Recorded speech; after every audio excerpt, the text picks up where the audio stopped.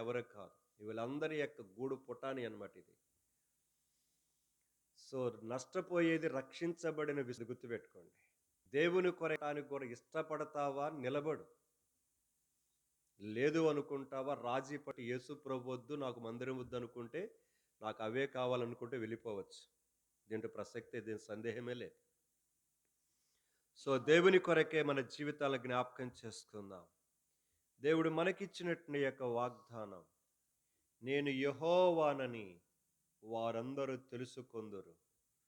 ఈరోజు మనము దేవుని బిడ్డలమని మన చుట్టూ ప్రజలు చెప్పగలరా? చెప్పగలరా? నువ్వు చెప్పుకుంటే కుదరదు.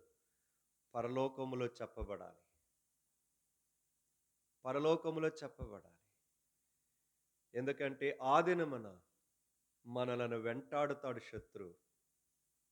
ఆ విధంగా మనలను వెంటాడి ఆ 666 ముద్ర మన నెత్తిన, మన కుడి చేతిన వేయబోతున్నాడు. అవి వేసుకున్న వాడికే రెషన్. సో, అవి వేసుకున్న వాడికే కనుక ఈ భూమి మీద, అది కూడా ఎంతకాలం? కొన్ని రోజులే. తాత్కాలికమైన వాటి కొరకై మీరు భ్రమలో లోనైపోయి వెళ్ళిపోతారా? వాటన్నిటిని విడిచిపెట్టి తాత్కాలికమైన భ్రమల కొరకై దూరం చేసుకొని దేవుని కొరకై నిలబడతామా? ఆ దినమున మాటలాడుట కొరకై నేను వారికి శక్తినిచ్చేదనని చెప్తూ ఉన్నాడు. సో, మాటలాడటానికి కొరకే సమయం వచ్చినప్పుడు నిలబడతారా? ప్రసక్తే లేదు. చక్కగా నీకు సెల్యూట్ కొట్టేసి వెళ్ళిపోతారు. చూస్తా ఉండండి, భవిష్యత్తులో రాబోతున్నాయి. నేను చెప్తున్న మాటలు కనుక ఎంత ఖచ్చితంగా జరగబోతున్నాయో చూస్తాం. మన పల్లెల్లోనే జరగబోతున్నాయి, మన గ్రామంలోనే. సో, దేవుడి కొరకే నిలబడేవాడు, దేవుని కొరకే నిలబడిన వారు కనుక తాత్కాలికమైన భృతి కొరకే పరిగెత్తేవారు కనబడబోతున్నాయి. సో, జ్ఞాపకం చేసుకుందాం. దేవుని సన్నిధిలో మనను బట్టి దేవుడు తన నామమును ఘనపరుచుకోవాలని కోరుకుంటున్నాడు. హెచ్చించబడాలని కోరుకుంటున్నాడు. కానీ ఈనాడు క్రైస్తవ సమాజము ద్వారా దేవునికి మహిమ రావట్లేదు. దేవునికి ఘనత రావట్లేదు. మన వాలంటీర్లే మన ఇంటికొచ్చి మనలను మోసం చేస్తున్నారు. చూసారా? చూడండి. సో, దేవుని సన్నిధిలో మనలను మనము జాగ్రత్త పరుచుకుందాం దేవుని కొరకై. ఆయన త్వరగా ప్రత్యక్షం కానే ఉన్నాడు. నేను అదే చెప్తున్నాను. మీరేదో అనుకుంటున్నారు, ఇంకేదో 10 సంవత్సరాలు, 20 సంవత్సరాలు, 30 సంవత్సరాలు ఉంటదనుకోని. నో, అంత కాలము లేదు. వచ్చుచున్నవాడు ఆయన ఆలస్యము చేయక రానయ్యున్నాడు. క్రీస్తు విరోధి తాను బయలుపడటానికి కొరకే వాడు శీఘ్రముగా తన పనిని చాలా వేగముగా జరిగించుకుంటూ వెళ్తున్నాడు. ఈనాడు క్రైస్తవ జనాంగాలు, క్రైస్తవ దేశాలను పిలువబడుతున్న ప్రాంతాలు శత్రు సాతాను చేతుల్లో బొమ్మలుగా వాడబడుతున్నాయి. సాతానుకు దేవాలయాలు కట్టేశారు. సాతానుకు చర్చిలు కట్టేసేశారు.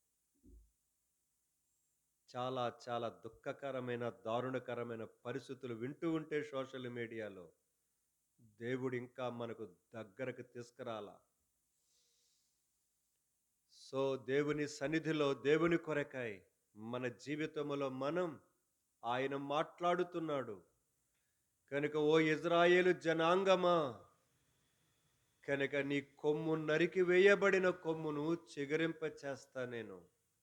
అంతేకాదు, వారి మధ్యలో మాటలాడుట కొరకై నేను నీకు శక్తిని దయచేస్తాను నీకు. ఈ రెండును దయచేసి నేను ఎవడనో చుట్టూ కూడా నన్ను నేనుగా బయలుపరుచుకుంటాను. ఇది నేను చేస్తానని ఆయన చెబుతూ ఉంటే, మనము నాకు అక్కర్లేదని చేతులారా మనం దూరం పోతుంటే ఆయనేం చేయగలుగుతాడు?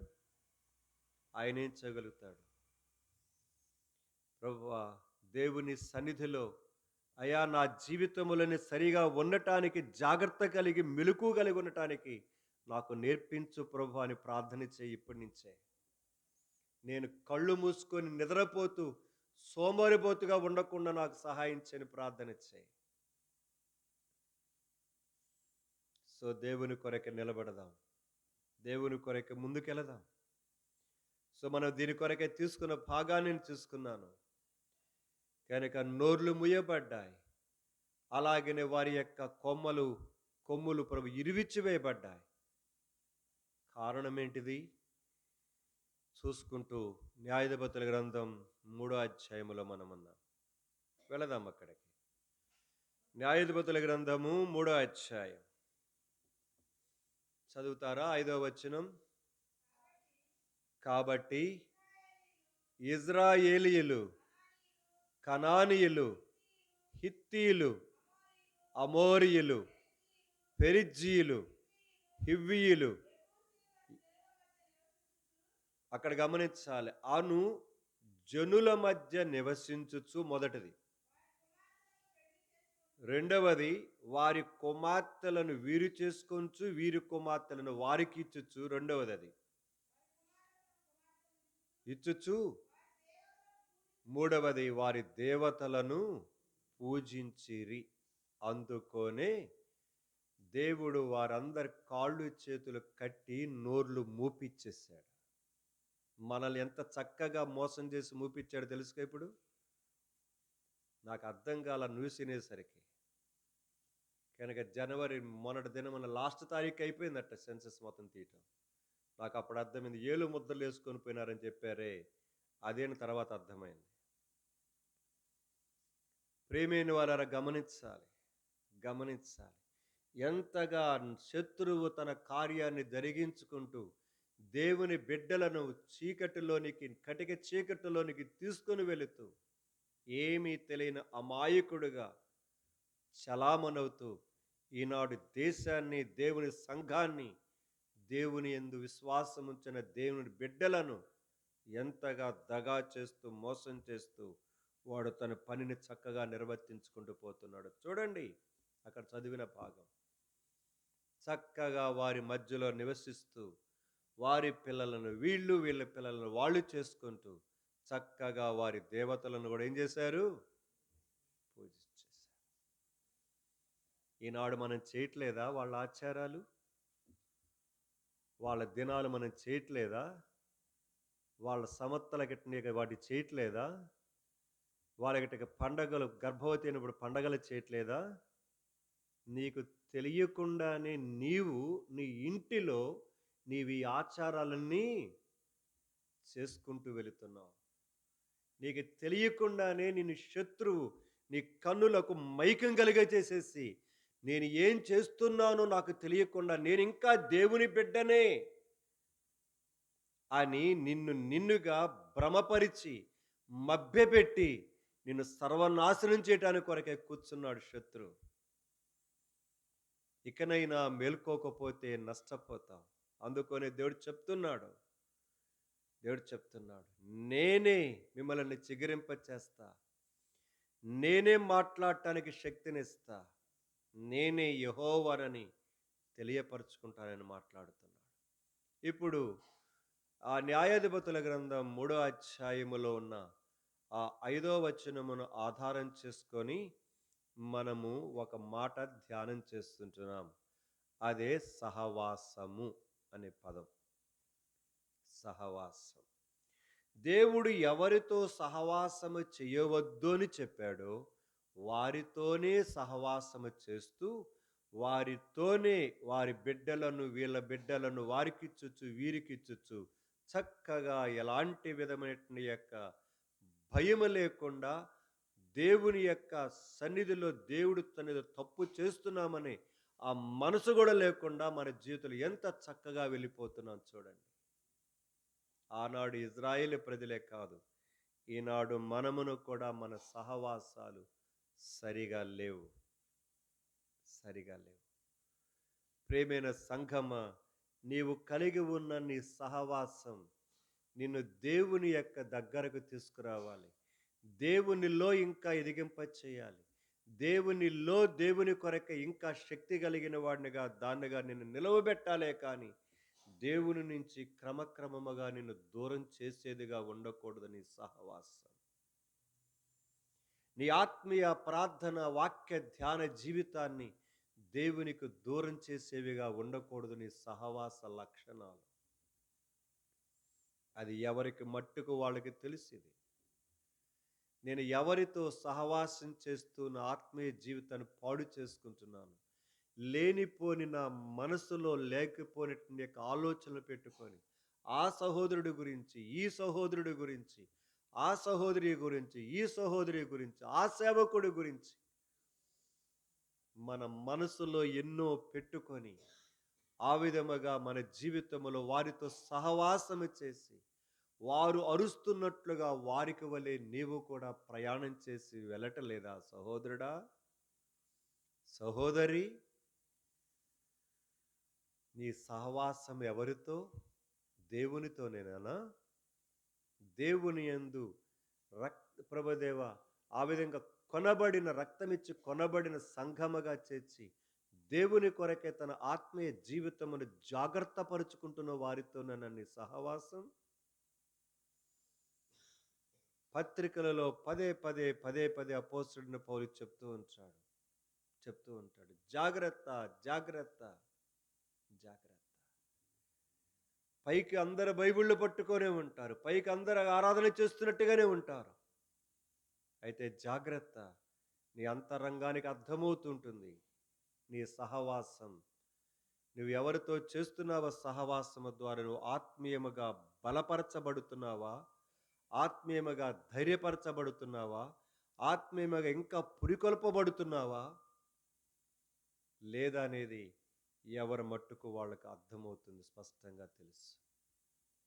దేవుని సన్నిధిలో మన జీవితములను గురించి మనము జ్ఞాపకం చేసుకున్నట్టు ఒక మాట గుర్తుకొస్తుంది. రండి, యోహాను రాసిన 3వ పత్రిక, యోహాను రాసిన 3వ పత్రిక 11వ వచనం చదువుతారా? లేకపోతే 10, 11 చదవండి.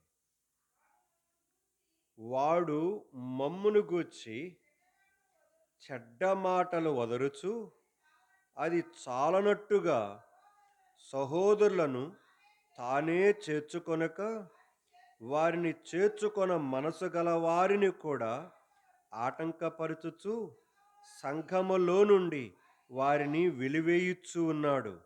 అందుచేత నేను వచ్చినప్పుడు వాడు చేయుచున్న క్రియలను జ్ఞాపకము చేసుకొందును. ప్రియుడా, చెడు కార్యమును కాక మంచి కార్యమును అనుసరించి నడుచుకొనుము. మేలు చేయువాడు దేవుని సంబంధి, కీడు చేయువాడు దేవుని చూచినవాడు చాలు. నీవు ఎవరి సంబంధిగా బతుకుతున్నావు? సంఘాలలో కొంతమంది ఉంటారు ఎప్పుడు కూడా. ఇక్కడ రాస్తాడు కదా మాట. కనుక దియోత్రెఫే అనే వాడి గురించి 9వ వచనం నుంచి చెప్తాడన్నమాట. వాడు ఎలాంటి వాడో, వాడు ఎలాగ సంఘములో అనేకులను నిరాకరిస్తూ వెలివేస్తూ సంఘమును భ్రష్టు పట్టిస్తున్నాడో, వాడు అనుకుంటున్నాడు నేనేదో మేలు చేస్తున్నానని. నో, వాడు మేలుగాది చేస్తున్నట్టుగా నీకు కనబడుతున్నాడు. చెప్తేనే మీరు కానీ యేసుక్రీస్తు ప్రభు నమ్ముకున్నారు క్రైస్తవులని చెబితే మీకు వచ్చే రిజర్వేషన్లు మొత్తం తీసేస్తారు అని మీకేం చేస్తున్నారు? చెబుతూ మిమ్మల్ని భ్రమకు గురి చేసి, ఓరి నాయన ఇవన్నీ పోవటం దీనికి అనుకొని మనం ఏం చేస్తున్నాం? కనుక మాది కట్టిన హిందూ, లేకపోతే హిందూ కట్టిన మాలాగా మరి కొనసాగితే వెళ్ళిపోతున్నాం. ప్రేమైన వాళ్ళరా, భ్రమపరుస్తున్నాడు ఈనాడు సంఘాలను. ఈనాడు ఆ భ్రమపరుచు వాని యొక్క వలలో చిక్కుకొని పోతున్నాం. ఆ ఆర్డర్స్ ఏమి రాలేదు. సుప్రీంకోర్టు యొక్క ఆ దగ్గర కూడా వాదనలు జరుగుతున్నాయి దాని గురించి.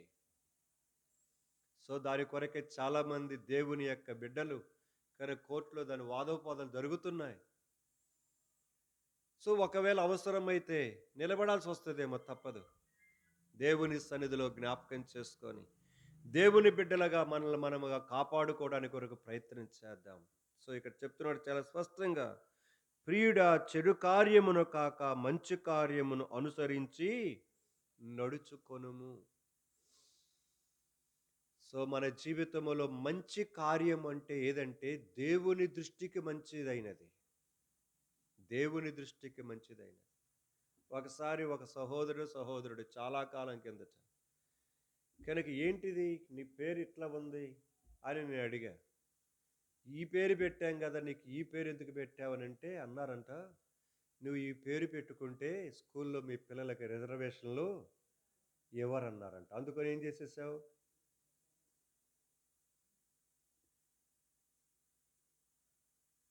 ఎవడు చెప్పాడు వాడికి రిజర్వేషన్లు ఎవరని? కనుక వీళ్ళ ఇష్టమే చేతుల్లో చట్టం చేసేసుకోవటం. ప్రేమైనవారు జ్ఞాపకం చేసుకో దేవుని సన్నిధిలో. అందుకని నువ్వు మతము మారిన మతము ప్రతి ఒక్కడి యొక్క వ్యక్తిగత హక్కు అని చెప్పాడు అది. మతము మారినంత మాత్రాన కులము మారదని కూడా నీకు సుప్రీంకోర్టు కూడా ఆర్డర్స్ ఇచ్చినట్టుగా గతంలో ఎప్పుడు నేను చూశాను నేను. వీళ్ళెవరు మాట్లాడటానికి? చట్టము చివరికి వాళ్ళ చెప్పు చేతుల్లో కూడా పోబోతుంది. చేసేయచ్చు కూడా దాన్ని. చేసేయచ్చు కూడా. కాబట్టి మీరేం ఆందోళన చెందొద్దు, భయపడొద్దు. భవిష్యత్తును గురించి చెప్పటానికి కొరకే చెప్తున్నాను ఇవన్నీ. మీరు పప్పులో కాలేసి అర్రె నాకు తెలియదే అను కళ్ళు తెరిసే లోపలే నీ మీద ముద్రుంటే ఈ పని అవుటే. అది. కళ్ళు తెరిసే లోపలే నీ మీద 666 ముద్ర ఉంటే అవుటే. ఎందుకో తెలుసా? 14 అధ్యాయంలో రాయబడింది. ఆ ముద్ర కలిగిన వాడి యొక్క జీవితం ఎలాగుంటుందో చూడండి. 14 అధ్యాయం. తాత్కాలికమైనటువంటి యొక్క వాటి కొరకు భ్రమపడి పరిగెడితే ముద్ర వేయించుకున్న వాడి పరిస్థితి ఎట్లా ఉంటుందో చూడండి. 14 అధ్యాయము 9 నుంచి చదువుదాం అందరం. ఇవి జరగబోయే విషయాలు ఆల్రెడీ దాదాపుగా వచ్చేసే సొసైటీలోకి. కనుక ఇంకా దగ్గరకు వచ్చేసినాయి, గుర్తుపెట్టుకుందాం. ప్రకటన 14:9 నుంచి చదువుదాం. మరియు వేరొక దూత అనగా మూడవ దూత వీరి వెంబడి వచ్చి గొప్ప స్వరముతో ఈలాగు చెప్పెను, ఆ క్రూర మృగమునకును దాని ప్రతిమనకును గాని ఎవడైనను నమస్కారము చేసి తన నొసటి ఎందేమి చేతి మీద ఏమి ఆ ముద్ర వేయించు కొనిన ఎడల, గమనించుకోవాల పద, కొనని ఎడల కాదు, కొనిన ఎడల ఏమియు కలుపకుండా దేవుని ఉగ్రత పాత్రలో పోయబడిన దేవుని కోపమును మద్యమును వాడు త్రాగును. పరిశుద్ధ దూతల ఎదుటను గొర్రెపిల్ల ఎదుటను అగ్నిగంధకముల చేత వాడు బాధింపబడును. వారి బాధ సంబంధమైన పొగ యుగ యుగములు వేయించుకొనిన వాడి సంగతి. నీవు ఈ రిజర్వేషన్, ఎస్టీ రిజర్వేషన్ పోద్దేమో, ఎస్సీ రిజర్వేషన్ పోద్దేమో, కనుక మా అబ్బాయికి పెన్షన్ రాదేమో, మా అబ్బాయికి ఇండియా యొక్క స్కాలర్షిప్ రాదేమో, తాత్కాలికమైన వాటి కోసం పోతే వదిలేస్తాయి. ముద్ర మాత్రం తప్పనిసరి. ముద్ర వేయించుకుంటే ఏంటిదంట? వాడి బాధ సంబంధమైన పొగ. సంఘాల్లో జరగబోతున్నాయి ఇవన్నీ, తొందరలో జరగబోతున్నాయి. సో దేవుని సన్నిధిలో మన సహవాసము ఎవరితో ఉంది? దేవునితోనేనా? దేవుని బిడ్డలతోనేనా? దేవుని కొరకేనా మనం జీవిస్తున్నది మన సహవాసములో? ఈ సమయంలో నా దినభాగం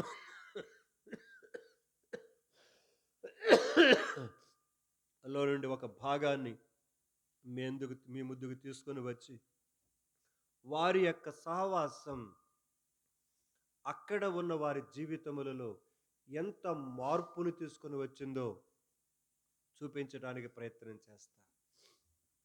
దాని కొరకై కనుక మనకందరి తెలిసినటువంటి చిరపరిచితమైన భాగమే రాజుల 2వ గ్రంథం 5వ అధ్యాయం. నా దినభాగం ఈరోజు ఉదయాన్నే చదువుకున్నాను. రాజుల 2వ గ్రంథము 5వ అధ్యాయం. ఏముంటుంది దాంట్లో చెప్పండి? నయమాను యొక్క జీవితం, అలాగనే గెహజీ యొక్క పతనం కనబడుతుంది దాంట్లో. ఇప్పుడు ఈ యొక్క భాగములోనికి మనం వచ్చే ముందు కొన్ని వచనాలు జ్ఞాపకం చేసుకుందాం ముందల. రండి నా దినభాగమే. మా కీర్తన గ్రంథము 5వ అధ్యాయం 4వ వచనం నుంచి చదువుతారా ఒకరు? గమనించుకోవాలండి. నీవు దుష్టత్వమును చూచి ఆనందించు దేవుడవు, దేవుడట దుష్టత్వమును చూసి, చెడును చూసి, దుర్నీతిని చూసి ఆనందించే దేవుడు కాదట. ఆనందించే దేవుడు కావు. చెడుతనమునకు నీ యొద్ద చోటు లేదు. డాంబికులు నీ సన్నిధిని నిలువలేరు. పాపము చేయు వారందరూ నీకు అసహ్యులు. అబద్ధమాడుని నీవు నశింప చేయుదువు. కపటము చూపి నరహత్య జరిగించు వారు యెహోవాకు 9వ వచనం నుంచి వారి నోట యథార్థత లేదు. వారి అంతరంగము నాశనకరమైన గుంట. వారి కంఠము తెరిచిన సమాధి. వారు నాలుకతో ఇచ్చకములాడుదురు. చాలమ్మా. చూసారా ప్రభు, ఇలాంటి వారంటే నీకు ఇష్టం కాదు కదా. కాబట్టి అట్టి వారి యొక్క సహవాసము నుంచి నన్ను దూరం చేయి. అట్టి వారి సహవాసం నుంచి నన్ను దూరం చేయి. దూరం చేయటమే కాదు, 8వ వచనంలో అంటాడు, నీ నీత్యానుసారముగా నన్ను నడిపించు, నీ మార్గము నాకు స్పష్టంగా కనపరచు. నా చుట్టూ ఈ పరిస్థితులు ఉన్నాయి. నీ యొక్క నీతిని అనుసరించి నన్ను నడిపించు, నీ మార్గము నాకు స్పష్టంగా చూపించు. లేకపోతే నేను కూడా మోసపోవటానికి కొరకైన పరిస్థితులు ఎన్నో ఉన్నాయి. సంఘమా, దేవుని చేతులలో మన జీవితాలను పెట్టుకుందాం. దేవుని కొరకై మన జీవితాలను జాగ్రత్త పరచుకోవడానికి ప్రయత్నం చేద్దాం.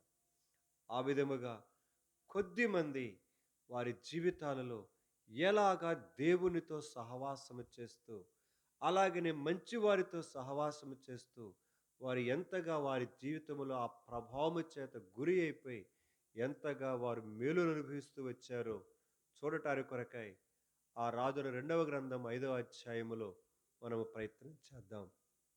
ఇప్పుడు మొదటి నుంచి చదవండి.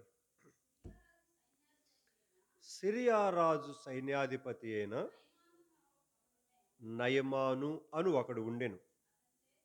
అతని చేత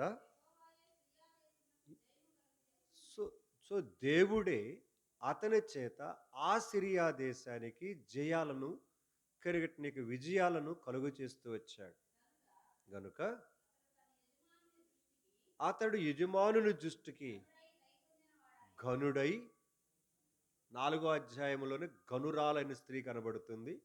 ఇక్కడ తన యజమానుని దృష్టికి ఘనుడైన నయమాను కనబడతాడు. సో అది ఒక టాపిక్, మీరు ధ్యానం చేసుకోవడానికి చెప్తున్నాను నేను. సో పక్కన అధ్యాయంలోనే ఘనురాలైన స్త్రీ ఉంటుంది, షూనేమీరాలు. ఇక్కడ యజమానుని దృష్టికి ఘనుడైన నయమాను కనబడతాడు. ఇంకా ఎవరెవరు ఎక్కడెక్కడ అయ్యారో చూసుకొని ధ్యానం చేసుకొని కనుక మీరు చూసుకోండి. సరే, బాగా అనుకోవచ్చు. చదవమ్మ. ఉండెను గాని కుష్ఠరోగి. సిరియనులు గుంపులు గుంపులుగా బయలుదేరి ఇశ్రాయేలు దేశము మీదకు పోయుండిరి. వారచ్చట నుండి ఒక చిన్నదాని చెరగొని తేగ అది నయమాను భార్యకు పరిచారము చేయొచ్చు. చదువమ్మ 3-4 కూడా. ఇప్పుడు ఇది అంటుంది, షోమ్రోనులోనున్న ప్రవక్త దగ్గర నా ఏలినవాడు ఉండవలనని నేనెంతో కోరుచున్నాను. అతడు నా ఏలిన వాలికి కలిగిన కుష్ఠరోగమును బాగు చేయనని తన యజమానురాలతో అనెను. చాలమ్మ, చాలు. ఇప్పుడు ఇజ్రాయేలు దేశపు చిన్నదానితో నయమాను భార్య యొక్క సహవాసం. అది ఎక్కడి నుంచి వచ్చింది చిన్నది? ఇజ్రాయేలు దేశము నుంచి తీసుకొని రాబడింది. పేరుకి చిన్నదే, కానీ చేసిన కార్యమే చాలా ఘనకార్యం. పేరుకి చిన్నదే, కానీ చేసినది గొప్ప కార్యం. ఒకప్పుడు దేవునితో, దేవుని ప్రజలతో, దేవుని యొక్క కలిగినటువంటి యొక్క వారందరితో సహవాసము కలిగిన ఉన్న ఈ ఇజ్రాయెల్ దేశపు చిన్నది శత్రువులు ఆ దేశం మీదకి దాడి చేసి కనుక ఇదిగో ఈ షిరియనులు ఆ అమ్మాయిని అక్కడి నుంచి ఏం చేశారు, పట్టుకొని వచ్చారు. ఎలాగైతే దానియేలు స్నేహితులు, ఎస్తేరు వీళ్ళందరూ కూడా వారి యవ్వనకాల జీవితములో చిన్న వయస్సులలోనే వారు తమ శత్రువుల చేత చెరపట్టుకొని ఏం చేయబడ్డారు, తీసుకొని రాబడ్డారు. యేసేపు కూడా తన బాల్య దినములలోనే ఆ విధముగా ఐగుప్తు దేశమునకు ఏం చేయబడ్డాడు, బానిసగా చెరగా తీసుకురాబడ్డాడు. అంటే ఇప్పుడు వారు దేవుని సహవాసం, దేవుని ప్రజల యొక్క సహవాసము నుంచి ఏం చేయబడ్డారు, కట్ చేయబడి ఇప్పుడు సిరియా దేశపు యొక్క సైన్యాధిపతి అయినటువంటి యొక్క నయమాను భార్య యొక్క పంచన జరిగింది. ఇంట్లో తెచ్చుకొని పెట్టుకున్నారు. ఈ అమ్మాయి దేనికైనా పనికి వస్తుందని. ప్రియమైన వాళ్ళరా, ఇజ్రాయేలు దేశపు చిన్నది ఆ యొక్క నయమాను భార్యతో చేసిన సహవాసం ఎంత మధురమైనదో కదా. మరి ఎంత కాలమైందో అప్పటికి మనకు ఆమె వచ్చి మనకు తెలియదు. కానీ ఇజ్రాయేలు దేశపు చిన్నది చేస్తున్న పనేందంటే తన భార్యకు, ఆమె యజమానురాలకు పనులన్నిట్లో సహాయం చేస్తూనే ఆ ఇంటిలో ఉన్న లోపములేంటిదో కూడా గమనించుకుంటూ ఉన్నది. ఒక రక్షించబడిన విశ్వాసి చేయవలసిన పనేందో తెలుసా?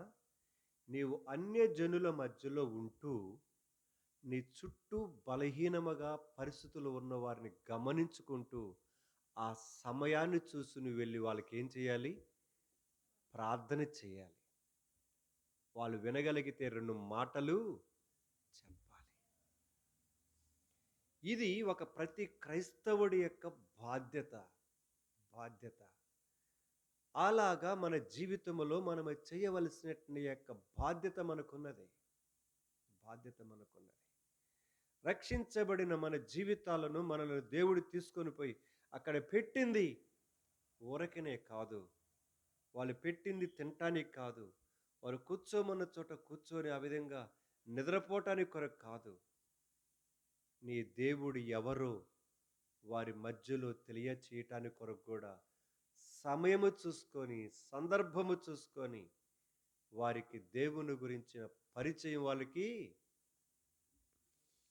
సో నేను అనుకుంటాను, ఈ యజమానురాలుతోటి ఈ ఇజ్రాయెల్ దేశపు చిన్నది ఎంత చక్కని సహవాసమును, ఎంత చక్కని బంధాన్ని ఆమె మెయింటైన్ చేస్తుంటుందో.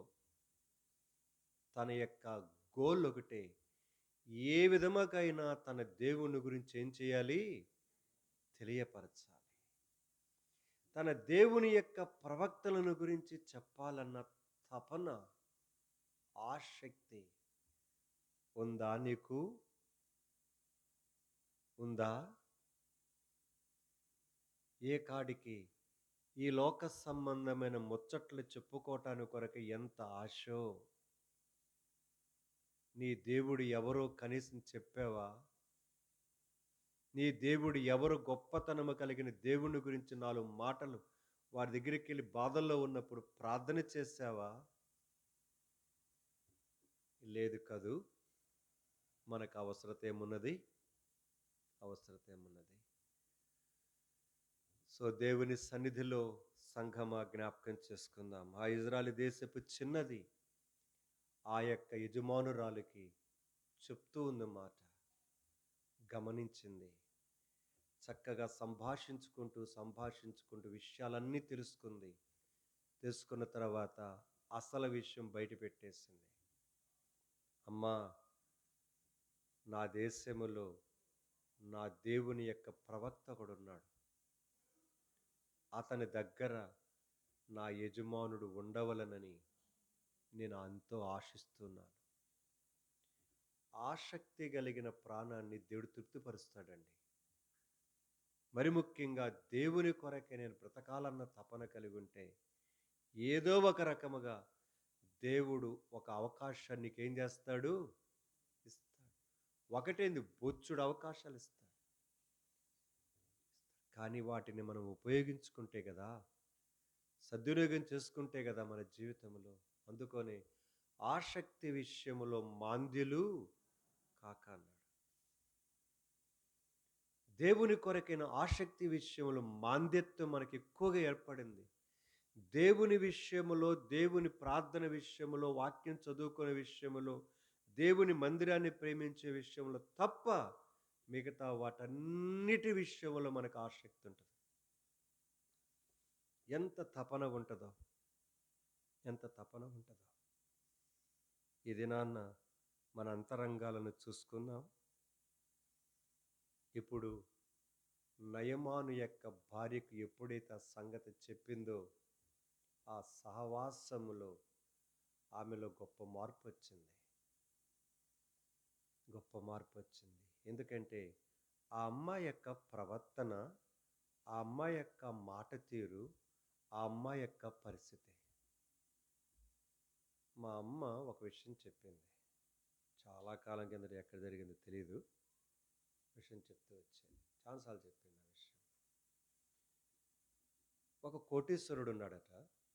ఒక కోటీశ్వరుడున్నాడు. ఆ ఇంటిలో పని చేయటానికి కొరకై తల్లి, కూతుళ్ళు కనుక ఎవరో వాళ్ళు చాలా పేదరికంలో ఉంటారనమాట. పేదరికంలో ఉన్నటువంటి యొక్క తల్లి, కూతుళ్ళు ఆ ఇంట్లో పనిచేసేవాళ్ళట. ఆయన ఒక్కడేనట. ఆయన ఒక్కడేనట. మరి ఎక్కడ చదివిందో, చూసిందో మరి తెలీదు. కానీ చెప్తా ఉంటుంది. సో, జరిగిన విషయం చెప్తుంటది. ఆయనటట వీళ్ళిద్దరు దేవుని నమ్ముకున్నారంట. ఈ తల్లి, కూతుళ్ళిద్దరు దేవుని నమ్ముకున్నారట. దేవుని నమ్ముకున్న వీళ్ళని పరీక్ష చేసేవాడంట ఆయన.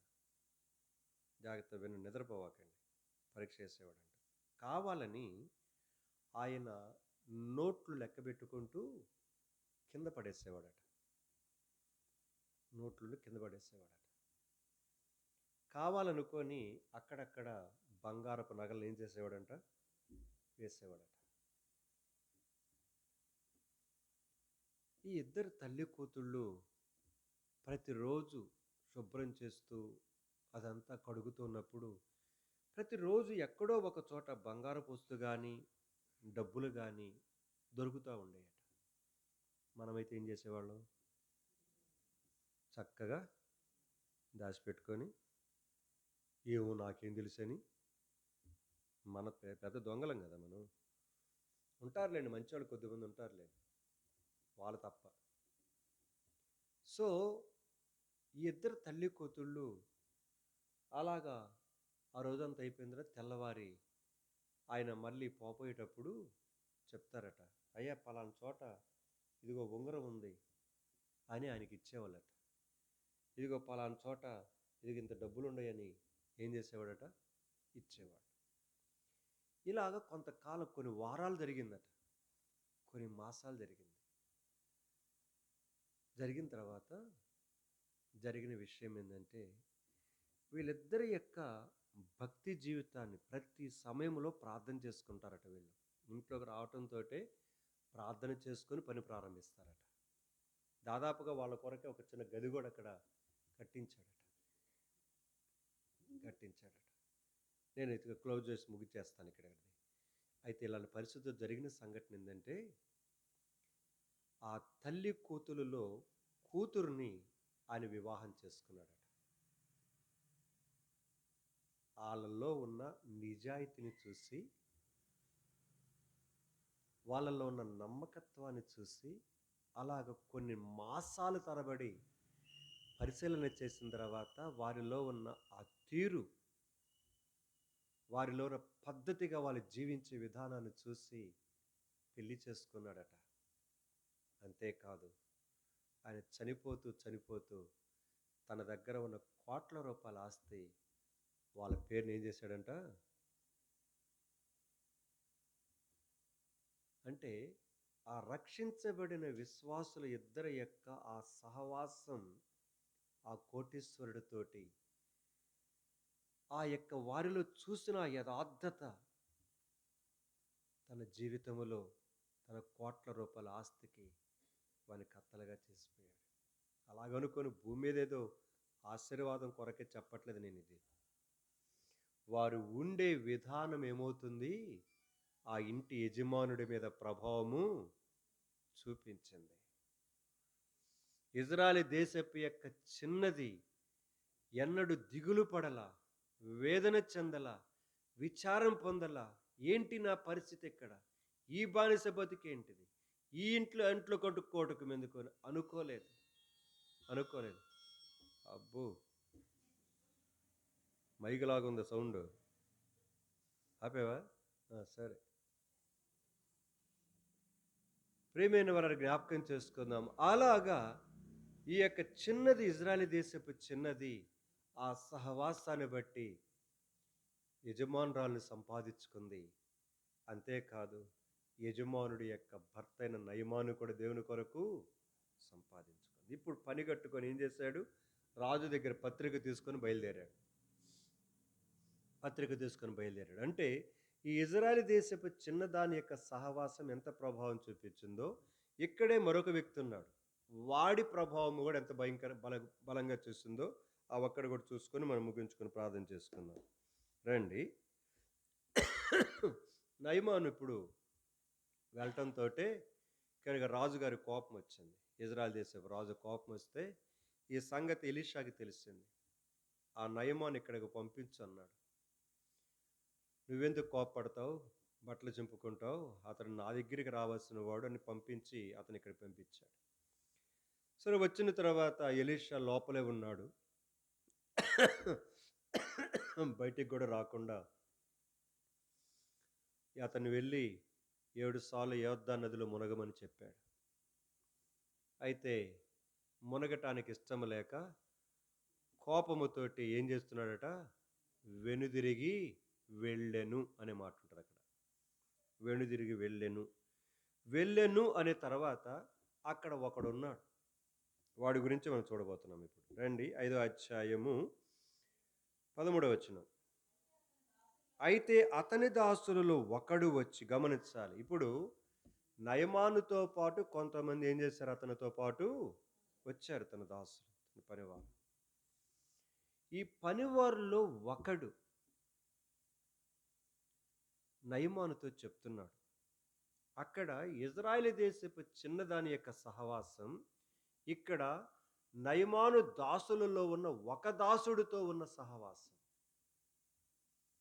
ఇంత కోపావేశముతో వెళుతూ ఉన్న సమయములో తన దాసులలో ఒకడు వచ్చి అంటున్నాడు. ఏమన్నాడు? నాయన, ఆ ప్రవక్త గారు ఏదైనా ఒక గొప్ప కార్యం చేయమని నియమిస్తే నీవు చేయు. ఎంత జ్ఞానంతో మాట్లాడాడండి! ఎంత చక్కటి నీ యొక్క రిలేషన్షిప్ చూడండి. చదువమ్మా. అయితే సో గొప్ప పని చేయమంటే చేస్తావుగా, కానీ అతను ఏమన్నాడు? స్నానం చేసి అక్కడికి వెళ్ళి మునిగి స్నానం చేసి శుద్ధుడు కమ్మన్నాడు, అంతే కదా. ఒక చిన్న ఉదాహరణ, నిన్నే వర్తమానం విన్నాను. ఎడ్వర్డ్స్ గారు ఒక మాట వర్తమానం వింటూ వచ్చాను నేను ఇంటి దగ్గర. అంటే జరిగే విషయాలు ఇవి. ఇంట్లో జరిగే సంఘటనల గురించి చెప్తున్నాడు. నీ జీవితంలో మనం చేసే కొన్ని తప్పు పనుల గురించి చెప్తూ వచ్చాడు అన్నమాట. ఇప్పుడు ఇంట్లో నడవటానికి ఏం కొనుక్కుంటున్నారు డబ్బు గలనాళ్ళు? నేను చూడలేదు ఎప్పుడు. ఫ్లోరింగ్ మిల్లు ఉంటుంది అన్నమాట, ఇటు తిరుగుతుంటుంది అది. దాని మీద ఏం చేస్తారు? పరిగెత్తవచ్చు, నడవను వచ్చు. అంటే ఎంత స్పీడ్ కావాలంటే అంత స్పీడ్ పెట్టుకోవచ్చు అనమాట. ఆయన అంటాడు, ఇది కొనుక్కొని ఇక్కడ సావకపోతే, ఆ బజార్ దాకా పోయి నడిచొస్తే ఏమైందని అన్నాడు. ఇక్కడి నుంచి అక్కడికి పోవడానికి బండి వేసుకొని డ్రన్న పోయి అది కొనుక్కొని ఇంట్లో ఏడకపోతే అని అన్నాడు. బాగుంది కదా. రెండోది చెబుతున్నాడు, వాషింగ్ మిషన్ వేసి ఇప్పుడు అదే ఏం చేస్తుంది? అదే శుభ్రంగా పిండేసి, కాకపోతే కొంచెం ఒక 10 నిమిషాలు అట్ట ఎండలో అట్టేస్తే అంటాడు, అది శుభ్రం చేసిందిగా, దాన్ని తెచ్చుకొచ్చుకొని బయట తెచ్చుకొచ్చుకొని శుభ్రం చేసుకొని పిండుకుంటే నీకేమవుద్ది? చెమట పడద్దుగా. అట్లాగనే చిన్న పాతగుడ్డ తీసుకొని ఆ ఇల్లంతా తుడుచుకుంటే, అంటే ఇప్పుడు ఏందంటే పాత గుడ్డ తీసుకొని తుడవటం నామోష, బట్టల పిండి ఆరేయటం నామోష, బయటికెళ్ళి నడవటం నామోష. ఈ తెచ్చుకోవటం మాత్రం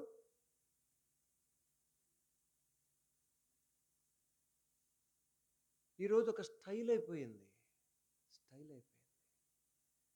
అన్నం వండుకుంటానికి కూడా బరువే కొంతమందికి. ఆ? ఉండారండి అమ్మలక్కలు. నువ్వు చేసి పెట్టు నేను తింటానంటారనమాట. నువ్వు చేసి పెట్టు నేను తింటానంటారు. ప్రియమైన సంఘమ, జ్ఞాపకం చేసుకుందాం మన జీవిత యాత్రలో ఆయనే కష్టమైన పని చెప్పట్లేదుగా. గుడి కట్టమంటే ఏం చేస్తావు ఇప్పుడు? లక్షలు పెట్టి ఏం చేస్తావు? కానీ ఆయన లక్షలు పెట్టి గుడి కట్టాల్సిన పని లేదు. నువ్వు వెళ్ళి 7 సార్లు మునుగన్నాడు అంతే. ఇదేంటిది ఇది? డబ్బులు ఖర్చు లేదు, ఆ? ఇంకేదో ఖర్చు లేదు, గుడి కట్టించాల్సిన పని లేదు, కనుక నెలల తరబడి దాని దగ్గర తపస్సు చేయాల్సిన పని లేదు, ఏమీ లేదు.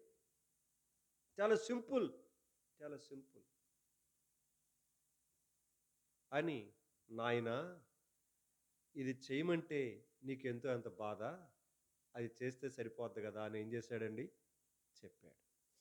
సో ఇప్పుడు ఇజ్రాయేలు దేశపు యొక్క చిన్నదాని యొక్క సహవాసము అక్కడ నయమాను భార్య దగ్గర, ఈ దాసులలో ఒక దాసుడు కనుక ఇట్నిక నయమాను దగ్గర, వీరిద్దరి సహవాసం వారిద్దరితో ఎంత చక్కగా వారి జీవితాలను మార్చేసిందో చూడండి. కోపముతోటి ఆవేశముతోటి వెళ్ళిపోతున్న నయమానుని కాస్త ఏం చేసింది? ఆపింది. వెళ్ళిపోతే బాగుపడేవాడా? ప్రేమైన వాళ్ళరా, మన జీవితంలో ఆ యొక్క నయమాను యొక్క దాసులలో ఒకని వలె మన సహవాసం ఉంటుందా?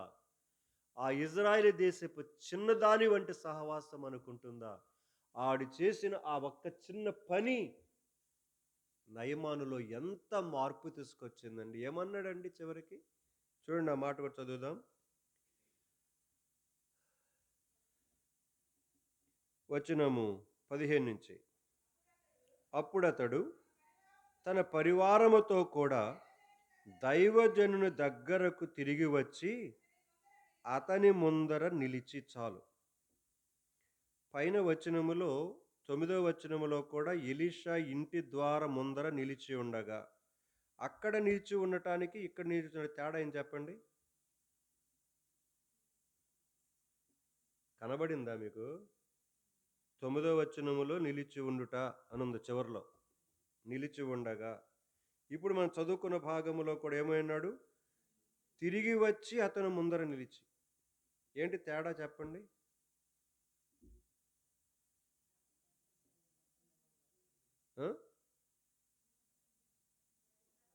ఆ అంటే ఎందుకు ఆగిపోతారు? ఎంత కదా చెప్పారు కదా, ఆ అంటే ఎందుకు ఆగిపోయారు?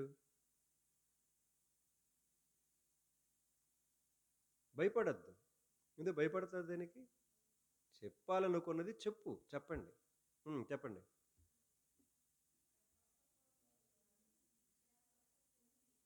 ఓకే, ఒకటి. అప్పుడు అధికారంతో వచ్చాడు, ఇప్పుడు విధేయతతో వచ్చాడు. ఓకే. 2. ఏంది చూస్తున్నారు? ఏ రూతమక్క? 2 చెప్పారుగా, మీకు ఇంకేం రావట్లేదు ఆలోచన? అక్కడేమైనా చిర్రబుర్ర అంటున్నాడు. అర్థమైందా?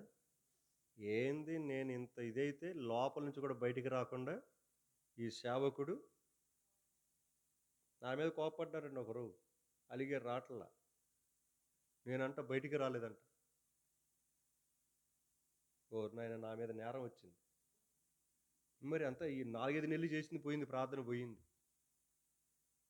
రాలేదంట. అందుకోనంట ఇప్పుడు ఏంటంటే బ్రదర్ పిలిస్తే కూడా కనీసం ఇంట్లో నుంచి, మరి ఇంతకుముందు నుంచి 4 నెలలు వచ్చింది. నేను నిద్రపోయానో, లేకపోతే నాకు వినపడలేదో ఏదో జరిగుంటది. అంత మాత్రాన ఏమొచ్చింది? నేరారోపణ. అంతే. మీరు 100 సార్లు చెప్పినా కట్టండి నేరం ఉండదు. మేము ఒక్కసారి చేసినా కూడా నేరం ఉంటది మా మీద. అది. సో, అలాగన్నారని నేనేం బాధపడట్లేదులెండి. సరే వాళ్ళ యొక్క గ్రహింపది. మొదటిసారి నిలిచినప్పుడు తాను చాలా కోపావేశముతోటి లోపల ఉన్న ఎలీషాను గురించి మాట్లాడుతున్నాడు. ఏంటి? కనీసం లోపల నుంచి కూడా బయటికి రాకుండా మాట్లాడుతున్నాడు. యొద్దన్నది పోయి మునగాల నేను. చూస్తా. మా ఊర్లో లేవా నదులు? దీనికంటే గొప్ప నదులు లేవా అక్కడ? అని మండిపోయి వెళ్తున్నాడు. ఇప్పుడు విధేయతతో నోరు కాస్త గట్టిగా మూసుకొని తానే వచ్చి ఏం చేస్తున్నాడు? నిలిచి బ్రతిమలాడుతున్నాడు. చదవండి ఆ మాట. ఏందంట? అక్కడ రేయ్ జాగ్రత్త. ఇక్కడ చిత్తగించుము. ఆ! ఆ మాట గమనించాలి. మొన్నేమన్నాడు? మా దేశంలో లేవా? పెద్ద సెండ మీ దగ్గరే ఉంది అనుకుంటున్నా. మా దేశంలో కూడా ఉన్నాయి.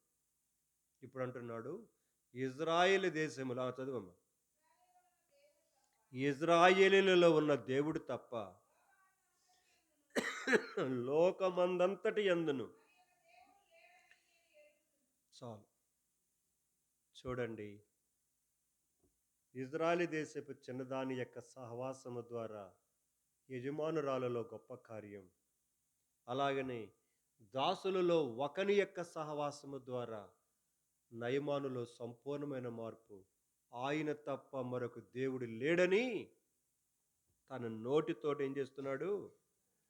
సాక్ష్యమిస్తూ తెలియపరుస్తున్నాడు. ప్రశ్న ఏంటంటే, ఈ దినాన్న మన సహవాసం ఎంతమందిని ఆ నిజ దేవుడి వైపు తీసుకురాగలుగుతుంది? ఆ సహవాసం ఎంతమంది నేత్రాలను వెలిగింపగలుగుతుంది? ఆ ఇద్దరిని గురించి మీరు ధ్యానం చేయండి. చాలా విషయాలు వస్తాయి. ఆ ఇజ్రాయెల్ దేశపు చిన్నదాని గురించి, ఆ యొక్క పెద్ద దాసుని గురించి. ప్రేమైన వలరా, అలాగా మనం ఉన్న స్థలములో, మనము పని చేయుతున్న స్థలములలో, మనం వెళుతున్న స్థలములలో మన సహవాసము గంటన్న ఉండనే గాక, 2 రోజులు ఉండనే గాక, లేకపోతే నెల రోజులు ఉండనే గాక సహవాసం, లేకపోతే ఒక సంవత్సరము 10 సంవత్సరాల నుంచి ఉండనీయవచ్చు గాక. ఏమైనా నీ సహవాసము ద్వారా వారి నేత్రాలు ఏమైనా వెలిగించబడుతున్నాయా? లేకపోతే వారి సహవాసం ద్వారా ఉన్న నీ కళ్ళే మూసుకుపోతున్నాయా? వాళ్ళ నేత్రాలు మూసుకుపోతే తెరవటం కాదు, మన నేత్రాలు ఏమవుతున్నాయి? ఇజ్రాయేలు ప్రజలకు వలె వారి పిల్లలను వీళ్ళు చేసుకోవటం, వీళ్ళ పిల్లలను వాళ్ళు చేసుకుంటూ చక్కగా తమాషాగా, ఆషామాషాగా, సరదాగా వాళ్ళు చేస్తూ, వాళ్ళ సహవాసం వీళ్ళతో, వీళ్ళ సహవాసం వాళ్ళతో చేసుకుంటూ చివరికి దేవునికి కోపాన్ని తీసుకొచ్చారు. తద్వారానే వారి కొమ్ము విరిచివేయబడింది. అందుకని వారి నోర్లు ముయ్యబడ్డాయి. అందుకని దేవుని నామం అపకీర్తి పాలైపోయింది. సో ఈరోజు మన జీవితంలో జ్ఞాపకం చేసుకుందాం. అపకీర్తి పాలైన ఆ స్థితిలో నుంచి మరలా బయటకు వద్దాం. ఆ ఇద్దరు ఇజ్రాయెల్ దేశపుకి చిన్నదానికి వలె, అలాగే నా సహోదరుడికి వలె మన సహవాసం మన చుట్టూ మన ప్రాంతాలలో ఉన్న వారితో ఉండునట్లుగా, ఆ విధంగా మన దేవుడు ఎవరో వారి నోటితోనే వారు చెప్తూ వచ్చారు. తద్వారా దేవుని నామానికి ఎంత ఘనత తీసుకురాబడింది. అలాగ భవిష్యత్తులో మనం ఉండునట్లుగా ఎక్కడెక్కడ ఇప్పటికే దేవుని నామము దూషణ పాలవుతుందో నిన్ను నన్ను బట్టి, నీ నా సహవాసాన్ని బట్టి, మాట తీరును బట్టి, మనం చేసే పనులను బట్టి క్షమాపణ కోరుకొని దేవుని దగ్గర పునఃప్రతిష్ఠించుకుందాం. దేవుడే మనల్ని క్షమించి ఆ శ్రేష్టమైన స్థితిలో తీసుకురావాలి. లేదు అంటే ఆయన నీ క్షమాపణ సరిగా లేకపోతే ఆయన అంగీకరించడు. దానిని ఏమాత్రం స్వీకరించడు. కాబట్టి యథార్థముగా మన జీవితాలు ఉన్నాయో లేదో చూసుకుందాం. పరీక్షించుకుందాం. పరిశోధించుకుందాం. దేవునితో చక్కని సహవాసము కలిగి దేవుని కొరకై అనేకులకు దీవెనకరంగా ఉండుట కొరకై పరిశుద్ధుడైన దేవుడు నీకు నాకు సహాయము చేయనుగాక. ప్రార్థన చేసుకుందాం. దేవుని వాక్యం వెలుగులో మనల్ని మనముగా ప్రతిష్ఠించుకుంటూ ప్రార్థన చేసుకుంటూ వెళ్దాం. కాలక్షేపం చేయొద్దు. ఇక నుంచి తీసేయది. భవిష్యత్తును కాలక్షేపం చేయటానికి కొరకై సమయాన్ని వెచ్చించబాకు.